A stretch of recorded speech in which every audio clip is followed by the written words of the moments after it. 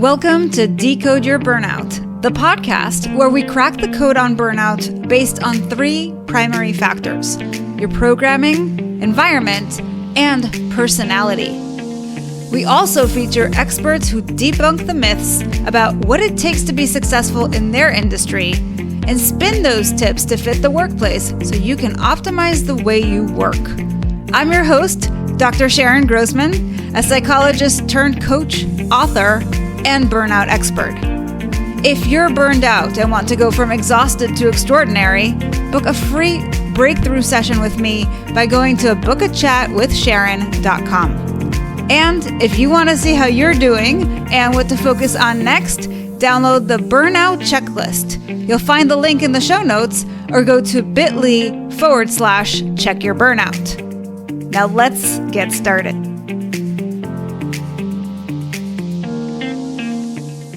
Hello and welcome back, Decode Your Burnout fans, for another episode with me, Dr. Sharon Grossman. And today I am joined by Lisa Goldenthal. Top high performance coach Lisa Goldenthal is the best-selling author of The Boss Weight Loss and creator of the original Skinny Jeans workout that sold over 100,000 units in Target and Walmart. Lisa's been featured in Life and Style magazine, KTLA 5, CBS News, Thrive Global, and WebMD. She's got over 20 years experience of transforming clients' lives, including Cheryl Tieg's.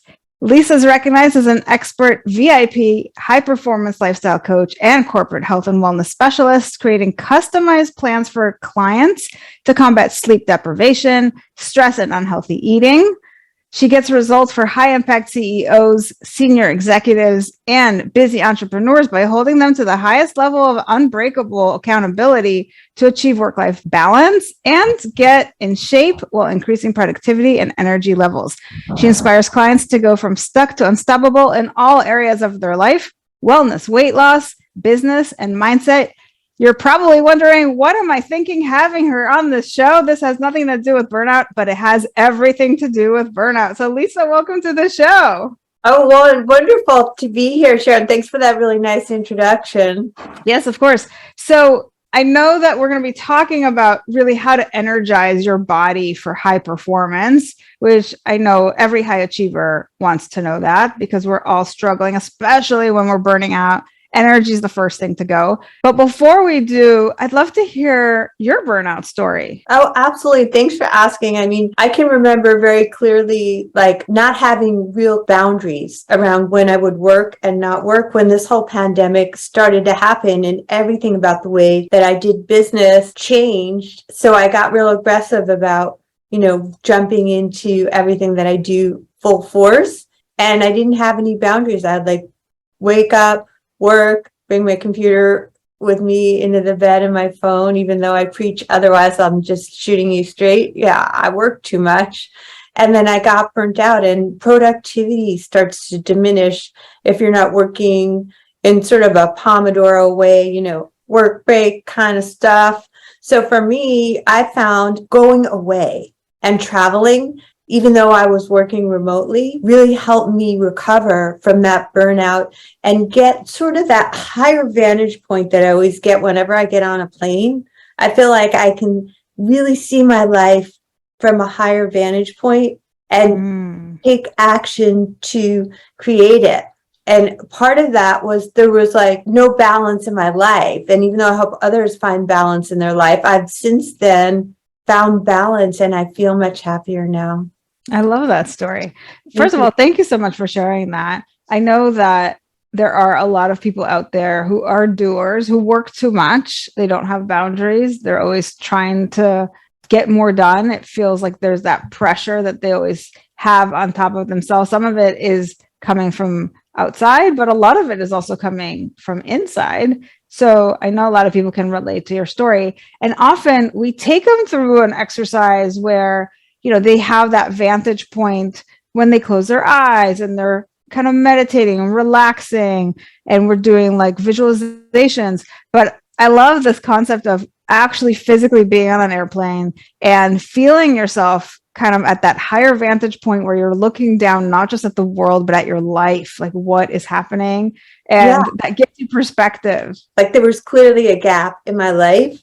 And when you're in it, you don't feel it. And then also too, I have ADD. So I was always like, God, should I be on Instagram? Should I be on TikTok? Should I be on LinkedIn? Should I be on Facebook? So really getting away from all that insanity and realizing what really matters helped me so much. So thanks for asking about that. Yeah, super good. So now you really got into weight loss and high performance and energy and sleep, like all these things that are really important to be able to continue to show up and do what you need to do at the office, at home, with your loved ones. So what got you into this line of work? Well, it's interesting because as a coach, helping people with weight loss and before that fitness, I just always started to notice that how you do one thing is how you do everything. So really, when you start helping somebody with just the tactics of fitness or weight loss, it's not really as helpful as if you look at the whole holistic picture of, are they getting enough sleep? You know, is there a work-life balance?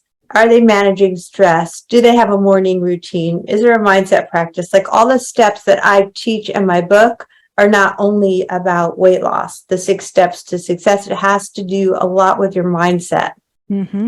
So being that I can help people that are high performers that already are very routinized and disciplined, it's just about habit stacking to accomplish goals. So then I became more passionate about helping these people achieve other goals, also too within self-leadership and success by just simple habit stacking.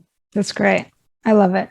So I know when it comes to performance, and it sounds like you deal with a lot of super high performers, people that work in corporate America, people that are trying to build businesses.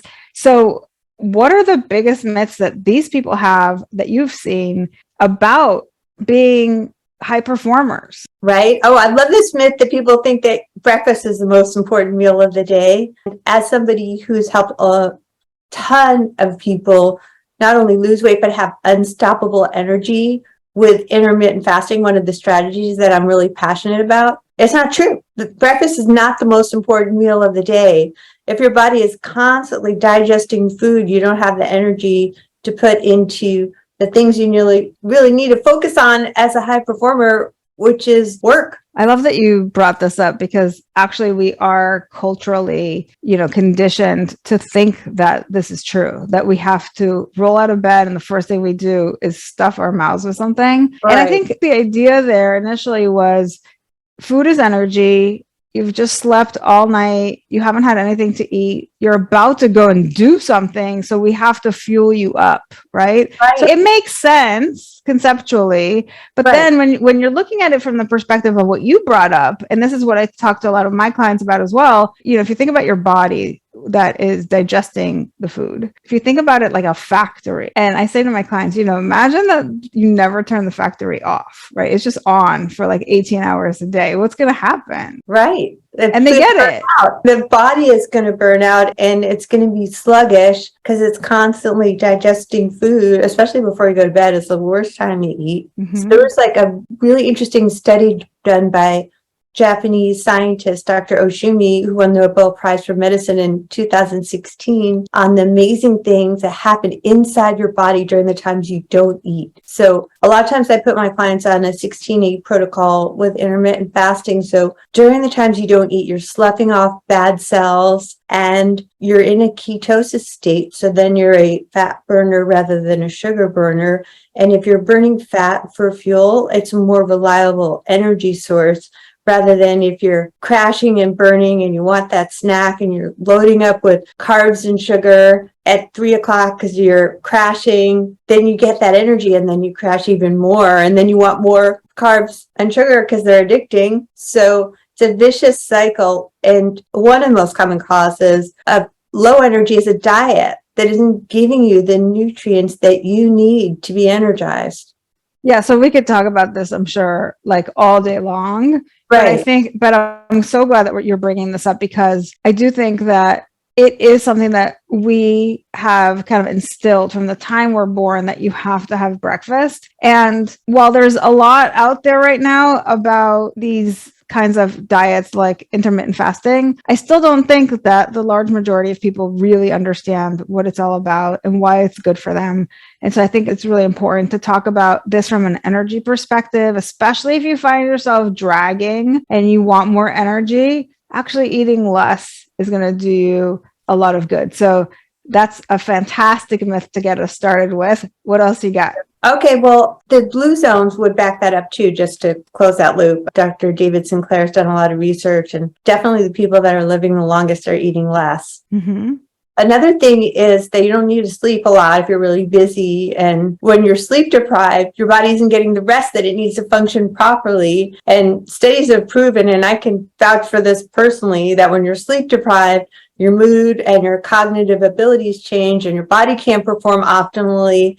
So I know there's this really go-getter attitude out there in the world of just work harder and work more, and then you'll be more successful and sleep when you're dead. And that's not really true. For me, as I get older, I know I can't perform optimally. And I know that firsthand because I have insomnia. So to fix that energy drain, I have had, like one of my clients, Randy's had an extremely challenging 2 years. And how I help people with that is the simple tactics of, getting on regular bedtime, and that'll give you into better sleeping patterns, which lead to being more energized. Yeah. And I think what happens, as you said, is we often focus on our to-do list and not on what our body needs. So we're not like, oh, you know what? I'm really running low on fuel. I need to go to sleep, right? To energize, and I'll pick this up tomorrow.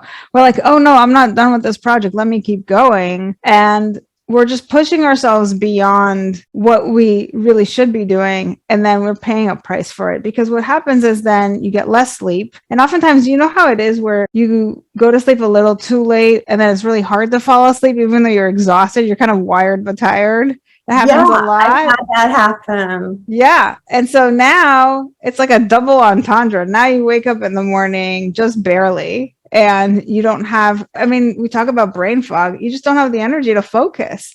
So if you only kind of postponed it until the morning, you would actually have more brain power to get your work done more quickly than if you power through and lose sleep. Yeah, it's good for the blue light to have hard and fast rules on when you're going to shut down the work. Like I said, I had to learn that the hard way. Boundaries. The last meal, I would say, should be less than 3 hours before you're going to go to bed. The last coffee should be no less than 10 hours before you go to bed. Work should shut down a couple of hours, and you don't need that phone and computer in your bed. That didn't serve me very well. And I would just say, have boundaries around when you're going to work and not work. If you want to have a relationship, which I do now and didn't then, and if you want to have family and you want to have a social life, it's really important to respect your sleep and have a Pomodoro technique I was talking about earlier to be more productive is just write down the night before to get all that stress out of your head that's keeping you awake. What do you need to get done? Put it on a list and then work in chunks of 25 minutes on each thing. Turn off the social media, turn the alerts off. Don't check your email, just focus for 25 minutes on those things instead of stressing about them the night before. When you said earlier to respect your sleep, I thought you were going to say to respect yourself. And then it made me think about how when you respect yourself, you respect your sleep. That's where you have boundaries in place that give you the ability to take care of yourself, not just of your work. Yeah. And that's so powerful. It's not just respecting yourself, it's loving yourself. Like that was something that I had to really work on, is just through loving myself and acknowledging all the things that I've accomplished and loving myself through the hard times too.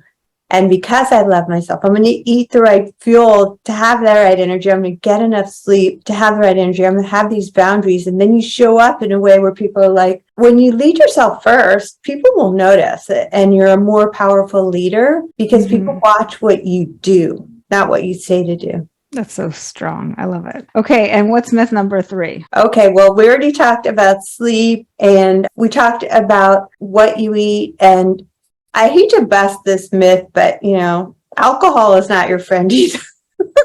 I don't know if I'm going to be making a lot of friends here, but you really need to limit alcohol if you want to be more energetic and productive. And another hedge against that mid-afternoon slump is don't have drinks during lunch.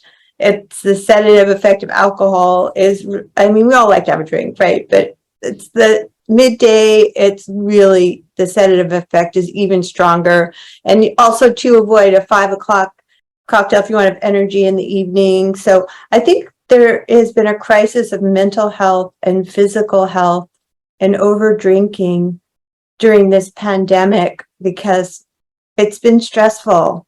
We've all had to deal with unplanned stuff, and life is like that. So if you think that alcohol is going to make it better, it's not. It's a depressant. You're going to wake up the next day, you're going to feel even worse. So I would say moderation, because we all like to have a drink, right? Yeah. And I just want to acknowledge that. I know a lot of my clients, when they're stressed out, they kind of talk themselves into drinking because they say, oh, it helps me to relax. And, they're really stressed out. So it makes sense. Again, all these things kind of make sense on some level, right? And this is why we do these things, because we are able to rationalize them. But you have to also think about what happens other than the relaxation when you drink. And oftentimes what it does is it disturbs your sleep, which means that you are getting, you're not charging your batteries as well. And you wake up tired the next day. And it's certainly not doing any favors for your weight, because so many people gain weight from drinking, et cetera, et cetera. So I always say, if it's really like relaxation that you're seeking, let's find another way that doesn't really sabotage your health. Yeah. That's not good. If you change that habit right now, you'll have an instant energy boost rather than relying, because we've all been through so much. It's been hard for all of us. Some of us like to shop, some of us like to drink, some of us like to eat.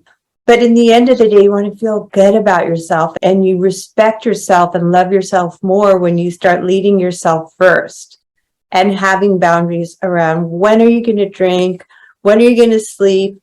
And also, carbs are not your friend. So limiting the carbs and sugar, and just get outside, move more. I think that the myth of people saying, I don't have time to exercise I'm just call BS on that, because we obviously all have the same 24 hours in the day. So if Apple CEO Tim Cook gets up at 3:45 to have time to work uninterrupted and then go for the gym and be ready by 5, we can all carve out 15 or 20 minutes to take a break and get some exercise. That'll energize you so much. So don't tell me you don't have enough time to exercise, because you do.